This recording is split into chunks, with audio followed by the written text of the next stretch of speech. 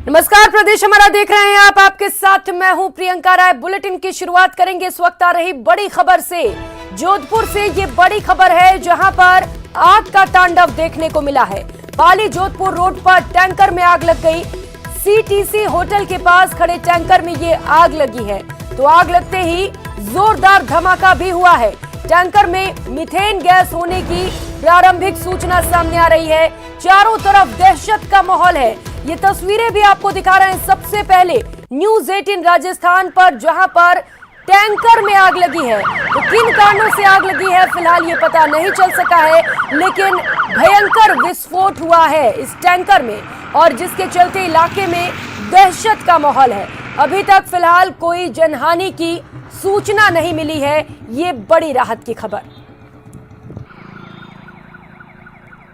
सहयोगी रंजन दवे इस वक्त हमारे साथ जुड़ चुके हैं जोधपुर से। रंजन, क्या कुछ ताजा तस्वीरें फिलहाल निकलकर सामने आ रही है, क्या कुछ स्थिति है वहां पर? जी प्रियंका, बताना चाहूंगा कि कुछ देर पहले की ये घटना है और लगातार जो है आग पर काबू पाने का प्रयास जो जारी है। और पाली हाईवे कहा जाता है, जोधपुर पाली रोड पर कांकाणी मोगड़ा क्षेत्र में सीटीसी होटल है, उसके पास में ये टैंकर खड़ा था, जिसमें ऐसी जानकारी है कि केमिकल और मीथेन गैस होने की बात सामने आ रही है प्रारंभिक तौर पर। हालांकि इसकी पुष्टि नहीं की गई है, लेकिन जिस तरीके का घटनाक्रम सामने आया, जिस तरीके के लगातार धमाके हुए हैं, क्योंकि टैंकर के अंदर ब्लॉक बने हुए होते हैं और उन ब्लॉक के बाद में जैसे जैसे ब्लॉक खाली करते हैं, उसके बाद में एक के बाद एक सेक्टर के अंदर ये चीजें होती है। तो उसके तहत जो धमाके हुए हैं, बड़ा धमाका एक हुआ, उसके बाद में कुछ अन्य धमाके भी हुए हैं। तो गैस भरी होने की बात इसमें प्रारंभिक तौर पर सामने आई है, लेकिन जो धमाके हुए उसके बाद आसपास के जो क्षेत्र है उसमें दहशत का माहौल था। हालांकि प्रशासन जो है वो अलर्ट मोड पर आ चुका है। दोनों कूड़ी थाना, लूनी थाना क्षेत्र की जो पुलिस है वो वहां मौके पर पहुंची है। मार्ग डाइवर्ट किया गया है और जानकारी जो अभी अभी मेरे पास आई है उसके साथ जो सीटीसी होटल है उसे भी खाली करवा लिया गया है। तो कुल मिलाकर के एहतियातन प्रयास किए जा रहे हैं। अभी तक किसी प्रकार की कोई जनहानि की बात सामने नहीं आई है। टैंकर जो है वो पूरी तरीके से जल चुका है, ऐसी बात सामने आई है। आग लगने के कारणों की अभी तक आधिकारिक तौर पर तो पुष्टि नहीं हुई है, लेकिन जो वहां स्थानीय लोग मौजूद थे उनके द्वारा जो जानकारी मिली है उसके तहत ये है कि कोई चिंगारी जो थी वो नोजल है टैंकर का, उससे कहीं ना कहीं संपर्क में आई है। कोई धूम्रपान करते हुए व्यक्ति से कोई चिंगारी उड़ी है हवा के माध्यम से और वो उसके संपर्क में आने से धीरे धीरे आग लग गई और आग ने गैस होने के कारण तुरंत इसमें विकराल रूप ले लिया है और दो धमाकों के साथ जो आग लगी है यह बात सामने आई है। हालांकि प्रशासन के अधिकारी भी वहां के लिए रवाना हुए हैं और उसके साथ ही साथ दमकल कर्मियों और दमकल भी वहां मौके पर पहुंची है। रूट डाइवर्ट किया गया है। तो एहतियातन सारे कदम उठाए गए। बड़ी राहत की बात है कि सभी लोग वहां पर सुरक्षित हैं और दमकल की गाड़ियां और प्रशासन भी मौके पर पहुंच चुका है। जल्द ही उम्मीद है कि आग पर भी काबू पा लिया जाएगा। बहुत शुक्रिया आपका तमाम जानकारियों के लिए। और खबर भीलवाड़ा से है, जहां एक व्यापारी को हनी ट्रैप में फंसाने का मामला आया है। जालसाजों ने व्यापारी से 20 लाख की डिमांड की है। आरोप है कि शातिर अलीशा ने जमीन दिखाने के बहाने पहले व्हाट्सएप पर दोस्ती की, फिर दलालों के जरिए माया जाल में फंसा लिया। पीड़ित व्यापारी ने कोतवाली में मुकदमा दर्ज कराया है।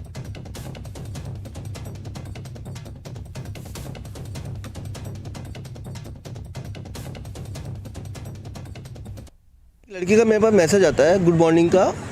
उससे मैं फिर कॉल किया तो मेरे को बोलती है कि आप कौन? अनिल बोल रही है। मैंने कहा नहीं, रॉन्ग नंबर लगा दिया आपने। तो क्या आप कौन बोल रहे हैं? कि मैंने कहा मैं अनिल पाल बोल रहा हूँ।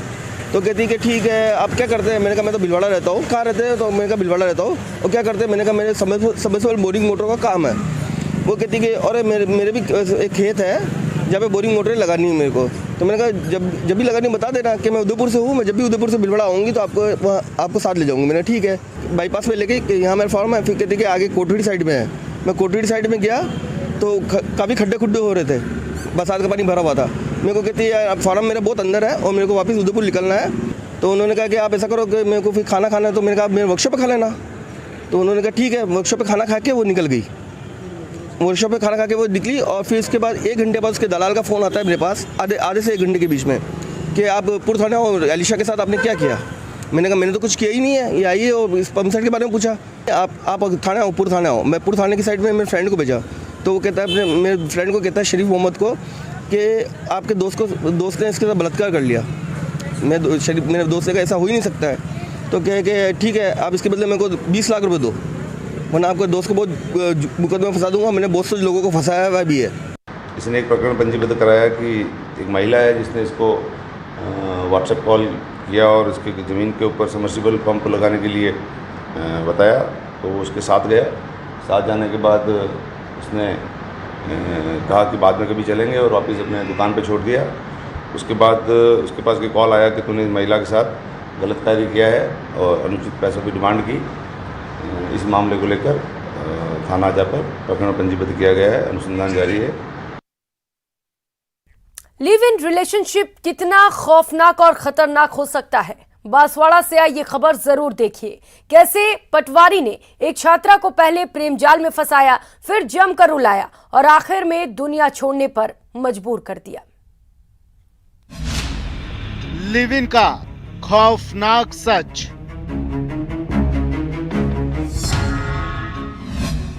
पटवारी की बेवफाई में टूटी टीना।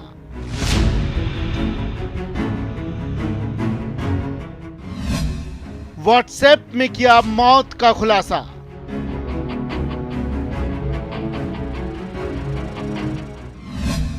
प्रेम जाल से किया सावधान। पटवारी मित्र के साथ करीब 3 साल से लिव इन रिलेशनशिप में रह रही टीना अब इस दुनिया में नहीं है। बीते 22 जून को बांसवाड़ा में रीट की तैयारी कर रही टीना ने आशिक की बेवफाई से तंग आकर आत्मदाह कर लिया।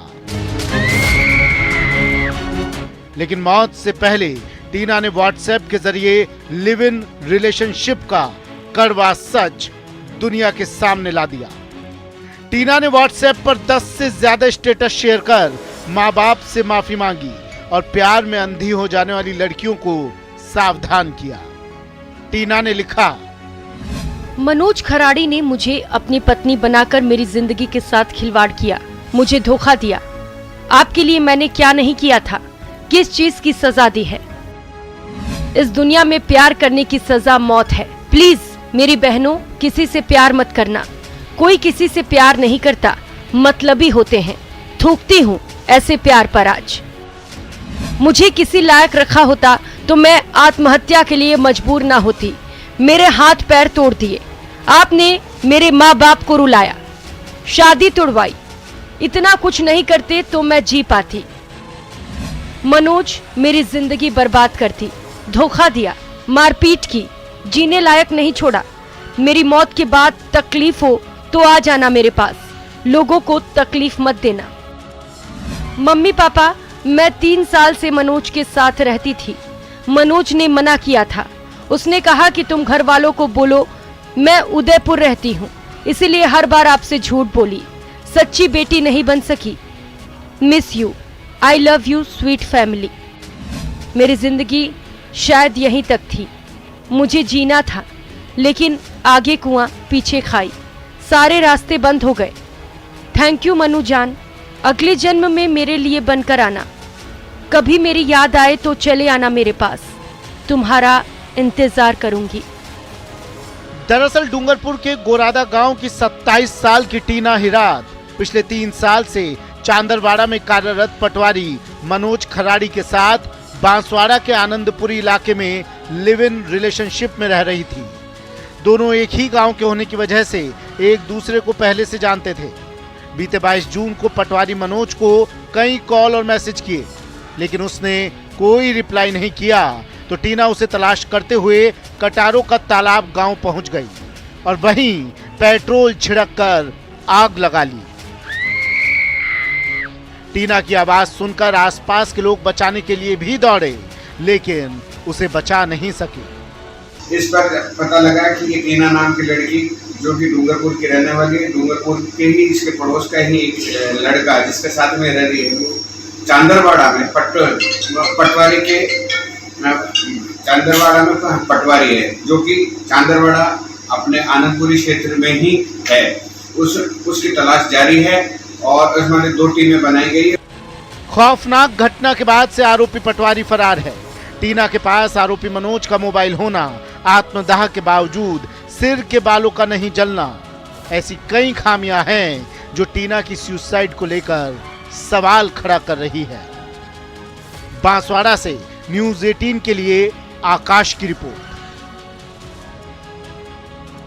और अब बात एक मॉडल के व्यथा की। आरोप है कि पहले शादी का झांसा देकर एक फोटोग्राफर ने इसके साथ 3 साल तक रेप किया और जब पीड़िता अपनी शिकायत लेकर पुलिस पहुंची तो पुलिस ने उसके साथ बदसलूकी की और उसे वहां से भगा दिया। हालांकि सखी सेंटर की मदद से अब शिकायत तो दर्ज हुई है, लेकिन जांच के नाम पर हो रही है सिर्फ खानापूर्ति। पहले रेप का दंश, फिर पुलिस की बदसलूकी, एक मॉडल की व्यथा। फिर जो उन्होंने बोला मैंने वो लिखा है। मेरे को नहीं पता कि उसमें क्या था। मुझे बस बोला कि ये लिख, जो वो बोला कि मेरे साथ ये हुआ, मेरे साथ ये हुआ, मैं लड़के से कुछ नहीं चाहती हूँ, ये नहीं चाहती हूँ। मुझे कुछ भी आइडिया नहीं है। मैं आज भी बोलती हूँ, मैं उनके सामने भी बोल सकती हूँ। ये आरोप है एक राजस्थानी भाषा में काम करने वाली एक्ट्रेस और मॉडल का, जिसका आरोप है कि पाली के फोटोग्राफर ने उसके साथ पहले रेप किया, लेकिन जब वो इसकी शिकायत लेकर पुलिस के पास पहुंची तो पुलिस ने न सिर्फ उसके साथ बदसलूकी की बल्कि उसकी शिकायत पर गंभीरता नहीं दिखाई। मॉडल का आरोप है कि पुलिस का रवैया आरोपी की तरफदारी करने और पीड़ित महिला को परेशान करने वाला है। फिर 11:30 होने के बाद मैं उनके पास में गई तो मैंने 1 घंटा हो गया मेरी बात करते हुए। मैंने बताया कि ये मेरे साथ घटित हुआ है, आप प्लीज़ कुछ करो। तो उन्होंने कहा कि हमारे जो रघुवीर सिंह था वो थे राजपुरोहित, पता नहीं उनका कुछ नाम था। मैं उनके पास में गई, मैं उनके पास में रो रही थी कि मैंने कहा सर मेरे साथ ये हुआ है। उन्होंने मेरे साथ बहुत बदतमीजी की, मेरे को ना डांटा और मेरे को समझाया कि तेरी जात देख, तो तेरी जात देख के समझना चाहिए था। मॉडल ने पाली के एक फोटोग्राफर पर शादी का झांसा देकर रेप का आरोप लगाया। युवती के मुताबिक फोटोग्राफर ने उसके साथ 3 साल तक संबंध बनाए रखा। उनकी मुलाकात 2019 में हुई थी और उसने शादी की बात कहकर पाली में उसके साथ रेप किया। उसने फोटोग्राफर पर अपने दफ्तर में भी रेप का आरोप लगाया। पीड़िता के मुताबिक उसने मंदिर में उससे शादी भी रचाई, लेकिन उसे सार्वजनिक रूप से स्वीकार करने को तैयार नहीं है। लेकिन मॉडल का पुलिस पर बदसलूकी का आरोप सबसे ज्यादा संगीन है।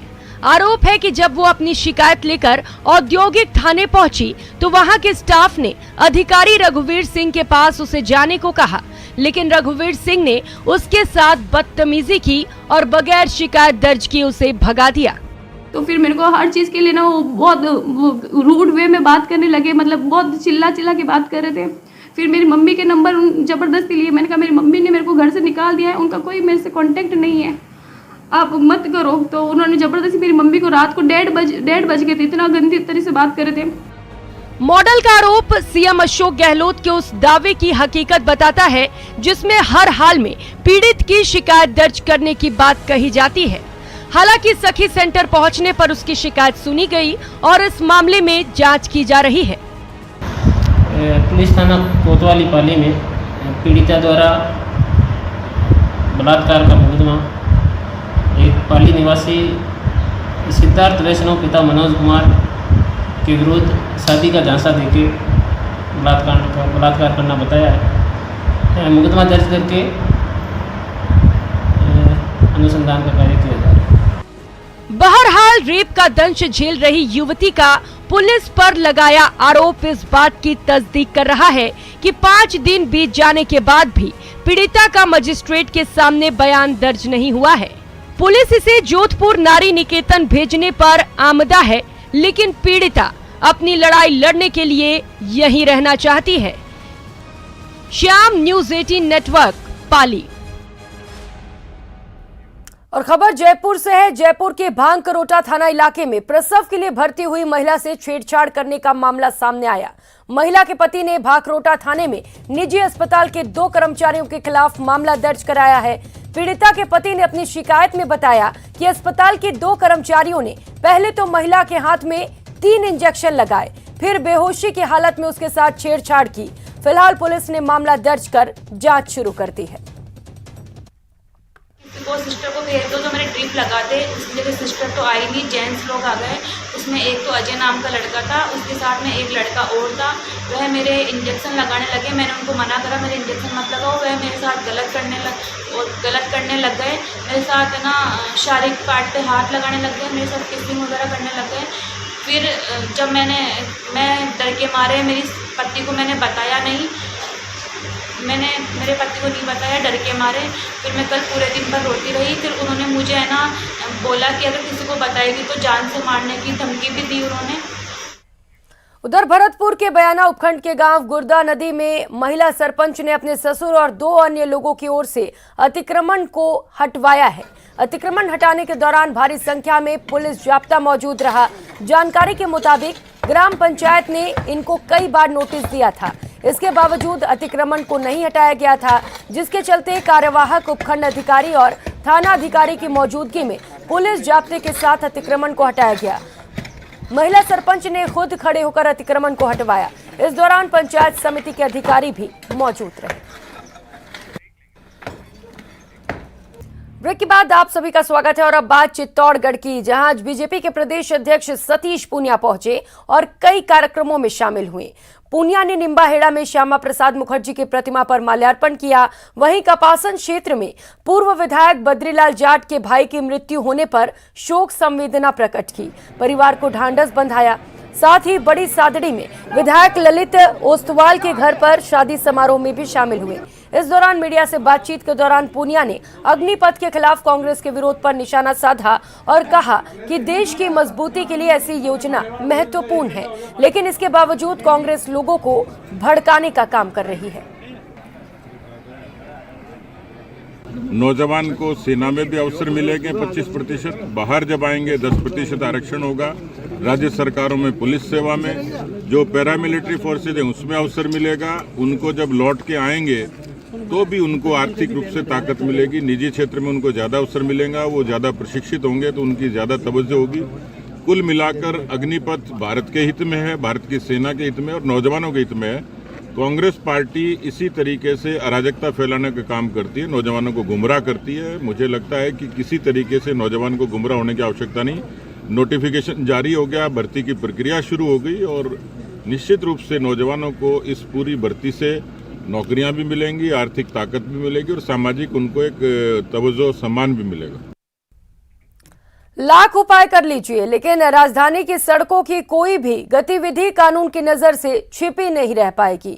ऐसा इसीलिए कि अब ये सड़कें तीसरी आंख की निगरानी में है। दिन का उजाला हो या रात का अंधेरा, आपकी हर गतिविधि पर पैनी नजर है।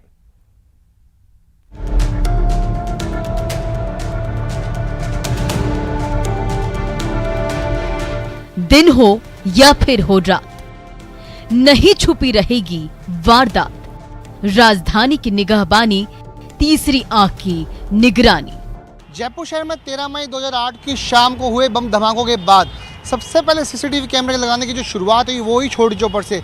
इस वक्त मैं मौजूद हूँ छोटी चौपड़ पर, जहां आप देख सकते हैं यहाँ ये मेन जो बाजार है, यहाँ भी सिलसिलेवार 2 बम धमाके हुए थे और वहीं पर सबसे पहले सीसीटीवी कैमरों को लगाने का काम शुरू हुआ और इसकी कमांड है यही कोतवाली थाने में। यहीं पर जो नज़दीक में जो कोतवाली थाना है वहीं पर इन सीसीटीवी कैमरों की निगरानी के लिए एक कमांड सेंटर, कंट्रोल सेंटर बनाया गया और इसके अलावा एक मानक चौक थाना था जो कि बड़ी चौपड़ पर है। सावधान, खबरदार, होशियार, आपकी एक एक गतिविधि पर किसी की नजर है, चाहे ट्रैफिक नियमों की अनदेखी या फिर कोई भी अपराध, अब हर पल तीसरी आंख की निगरानी में है।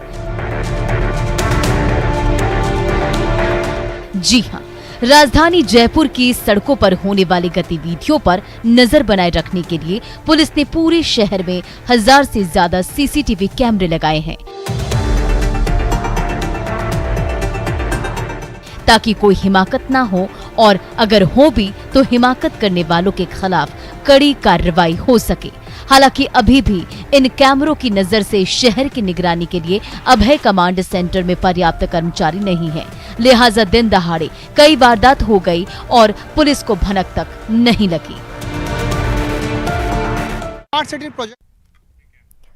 इस बुलेटिन में फिलहाल इतना ही। नमस्कार।